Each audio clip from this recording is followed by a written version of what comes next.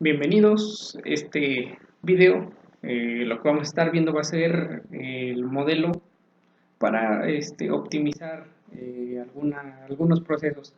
Vamos a estar hablando específicamente del método de programación lineal, que bueno, es parte de los contenidos que están planeados para este tercer departamental. Si recuerdan el temario, estamos viendo la parte de definición y tipos de modelos, donde bueno, ya habíamos hablado un poco de manera introductoria qué es un modelo, y esta vez estaríamos entrando de manera pues un poco de lleno a la parte de modelos para optimización.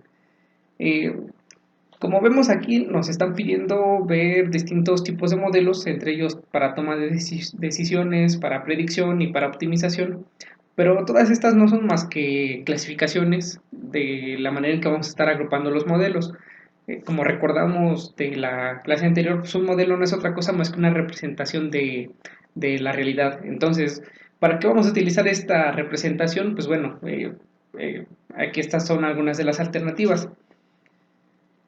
En la parte de modelos para optimización, en este video vamos a estar hablando del método de programación lineal, que es muy empleado sobre todo en la parte de ingeniería industrial. Es uno de los modelos eh, clásicos derivado de la investigación de operaciones. Y bueno, antes de entrar de lleno en el tema, pues nada más recordar un poquito lo que habíamos estado viendo. La parte de qué es un modelo, pues ya lo dijimos, es una representación reducida de la realidad que se elabora para facilitar el estudio y la comprensión del fenómeno que estamos observando. Habíamos mencionado, ¿no?, que en el estudio de sistemas, pues casi nunca, prácticamente nunca se puede experimentar con el sistema real. Entonces, ¿qué es lo que se hace? Se experimenta con un modelo, el cual puede ser icónico cuando es una representación física del sistema, un modelo analógico cuando se utiliza otro sistema para emular algunas de las características del sistema que estamos estudiando, o un modelo analítico que es a través de el uso de la lógica simbólica, donde bueno, pues lo más común son modelos matemáticos, dentro de los cuales pues pueden estar modelos determinísticos y modelos probabilísticos. Dentro de los modelos determinísticos, igual de los videos que les había recomendado ver en la plataforma de Google Classroom, estaban unos que nos hablaban, ¿no?, de la parte de regresión lineal, y pues, mencionaban, ¿no?, el modelo matemático más simple pues, es la línea. Eh, Como sabemos, pues bueno, esta puede representarse a través de distintas maneras. Por ejemplo, si conocemos la pendiente, pues podemos representarlo de esta forma. Si conocemos los valores en los cuales se intersecta con el eje de la Y, pues bueno, podemos representarla de esta otra, ¿no? Y hay otras maneras que son prácticamente variaciones matemáticas de lo mismo, ¿no? Pero en términos muy generales, el modelo que se obtiene a través de la línea, pues es el modelo básico, ¿no? Es muy sencillo y todo mundo entiende muy bien eh, cómo es que sirve para correlacionar dos variables, ¿no? Tenemos una variable en el eje de las y, otra en el eje de las x, y prácticamente la línea lo que nos está indicando pues es esa correlación que existe entre un parámetro y otro. Este sería el modelo pues más simple de todos en la parte de matemática. Y a partir de este modelo tan simple, pues bueno, vamos a jugar un poquito con estas posibilidades que nos brinda. Como les había mencionado, en este video vamos a estar viendo la parte de programación lineal, y este método pueden encontrarlo en distintos libros, en distintos videos, pero casi siempre tiene un abordaje de la parte de producción o la parte comercial, ¿no? Casi nunca encontramos alguna aplicación relacionada con el área ambiental, y pues la intención de este video es precisamente hacer ese abordaje desde esta perspectiva. ¿Y cómo lo vamos a hacer? Bueno, vamos a partir de este ejemplo, en el cual, bueno, tenemos básicamente dos equipos. Cada uno requiere un tiempo de remoción para eliminar algunos de estos tres contaminantes. Eh, Cada uno de estos equipos puede operar durante cierto tiempo removiendo este tipo de contaminante antes de que tenga que entrar a mantenimiento o a paro o a limpieza o cualquier otra condición, ¿no? Y entonces lo que nos están pidiendo es determinar qué combinación de estos equipos minimizan los tiempos de operación al menor costo, ¿no? Y tenemos también un costo de operación derivado de los costos de remoción de los contaminantes que tenemos. Entonces, bueno, esta sería la descripción de nuestro problema. Lo primero que tendríamos que hacer sería entonces plasmar esto a manera de funciones. La primera, nuestra función objetivo, que en este caso está determinado por los costos. Repito, esto es casi siempre lo que viene siendo la función objetivo, aunque también pudiera ser otra, ¿no? A lo mejor más que costo podría ser otra variable. Ahorita vamos a dejarlo con esto para mantenernos en esa línea, ¿no? Y las otras funciones, que serían las restricciones y decisiones, así como las restricciones de no negatividad. ¿Cómo se obtienen estas? Bueno, tenemos la restricción para el contaminante 1, donde, bueno, tenemos que el equipo A tarda 1 hora en removerlo y no puede operar más de 4 horas de manera continua para quitar este contaminante, ¿no? Igual en el caso del contaminante 2, tenemos que nuestro equipo B tarda 2 horas en remover ese contaminante, pero no puede operar más de 12 horas de manera continua antes de que tenga que suspender actividades. Y lo mismo para el contaminante 3, ¿no? Donde el equipo A tarda 3 horas en removerlo y el equipo B 2 horas, y estos no pueden operar de más de 18 horas para remover ese contaminante. Entonces, bueno, estas serían nuestras restricciones que tenemos respecto a los tiempos. Entonces, ¿qué es lo primero que hacemos? Con estas restricciones que están plasmadas a manera de función, tendríamos que pasarlas a manera de igualdad. ¿Y esto cómo lo hacemos? Bueno, ponemos una de estas variables, la igualamos a 0, y entonces para el caso del equipo A, si A fuera 0, entonces tenemos que, para la restricción del contaminante 3, vamos a empezar con esta porque, bueno, es la restricción que tiene dos variables. En este caso, si A fuera 0, entonces tenemos que 3 veces A más 2 veces B es igual a 18, donde A pues vale 0, entonces este término se elimina. Y tenemos entonces que ya tras despejar pues estos valores, pues tenemos que B vale 9. Y bueno, en el caso para esta misma restricción, si B fuera 0, pues tendríamos como resultado, después de hacer nuestras operaciones, que A vale 6. En el caso de la restricción del contaminante 1, eh,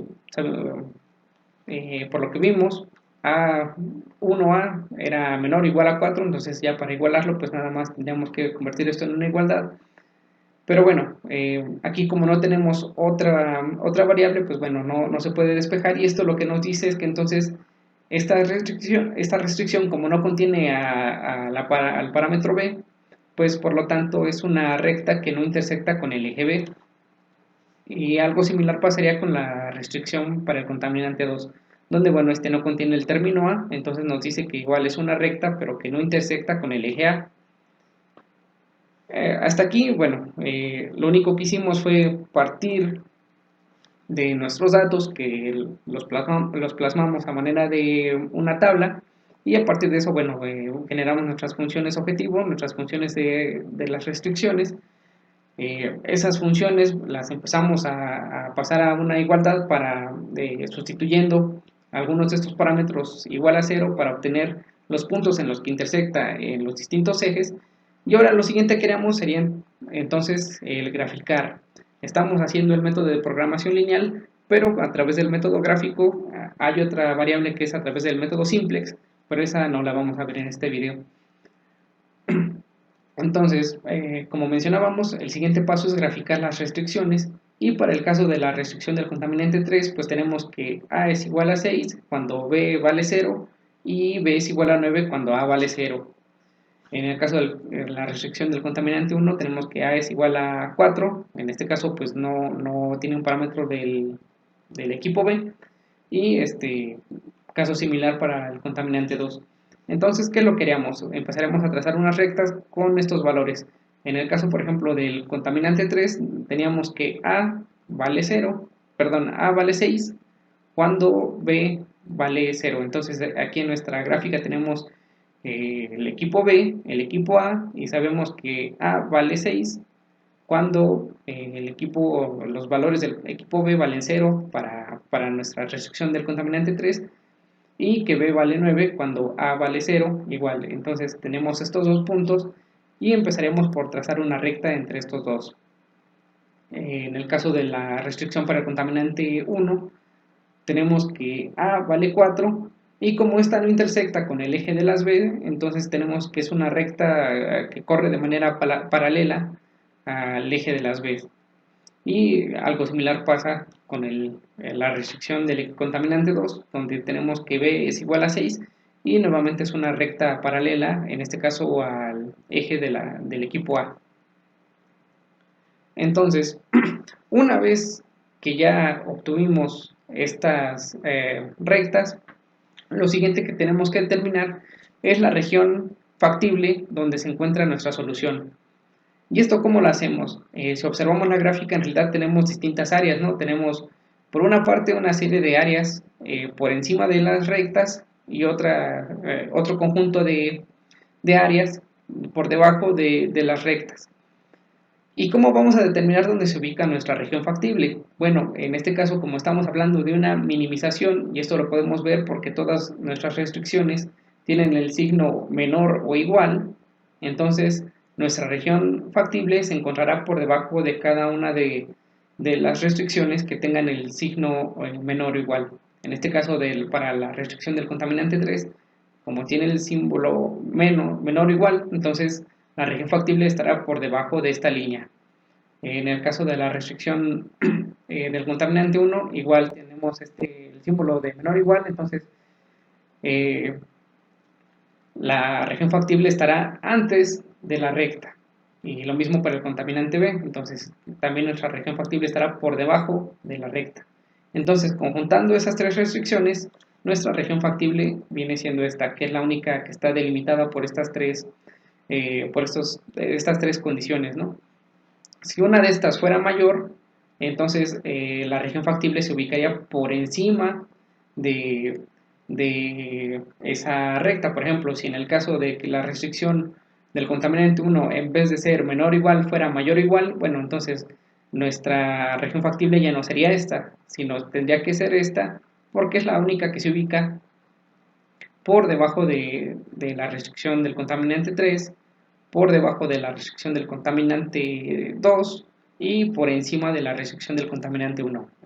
Eso pues a manera de ejemplo, ¿no? Eh, una vez que ya determinamos nuestra región factible, lo siguiente que tenemos que hacer es entonces determinar los vértices que delimitan esta área. En este caso, bueno, tenemos el vértice 1 que tiene como coordenadas 0,0, el vértice 2 que tiene como coordenadas 0,6, y así iríamos determinando las demás ubicaciones de los vértices. Esto, bueno, lo podemos graficar, lo podemos tabular, donde tenemos aquí nuestro vértice 1 al 5, las coordenadas en A, las coordenadas en B, y finalmente entonces lo que haríamos sería con este valor de las coordenadas sustituirlo en nuestra función objetivo. Entonces tenemos que en el caso del vértice 1, z sería igual a 300 por 0, porque a vale 0, más 500 por 0, porque b vale 0, y el resultado pues de este punto es 0, ¿no?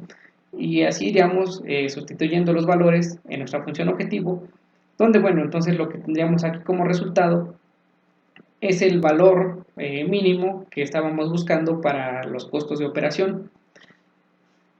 Aquí podemos observar, por ejemplo, que tenemos un mínimo en el vértice 5, donde el equipo, bueno, las coordenadas en el eje A valen 4 y en el eje B valen 0, donde, bueno, en este caso nuestro costo asociado sería de 1200, esto como costo de remoción del contaminante.